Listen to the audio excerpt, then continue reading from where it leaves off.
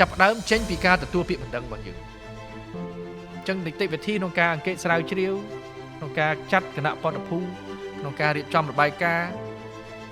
ឈានទៅដល់ការសុំគោលការណ៍នៃការសម្រេចផ្សេងៗ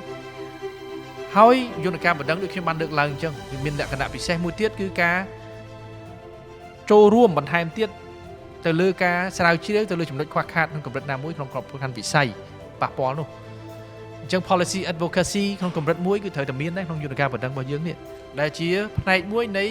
ការបូកបន្ថែមនៃព័ត៌មានដែលយើងបានពីយន្តការអធិការកិច្ចរបស់យើងនេះអត់តែពេញលេញបន្ថែមទៀតដើម្បីផ្ដល់ព័ត៌មានសំខាន់ៗជូនទៅដល់សម្ដេចធិបតីហើយហ្នឹងហើយដែលឈានទៅដល់ការកំណែតម្រង់ក្នុងកម្រិតណាមួយក្នុងវិស័យណាមួយដែលមានការខ្វះខាតរ៉ាំរ៉ៃលក្ខនឹងលក្ខដែលយើងអាចមានការកត់សម្គាល់មានការវិតម្លៃហើយនឹងឈានទៅដល់ការលើកសំណើសំណូមពរអនុសាសន៍បន្ថែមទៀតទៅលើការកែសម្រួលចំណុចដែលខ្វះខាតទាំងអស់នេះ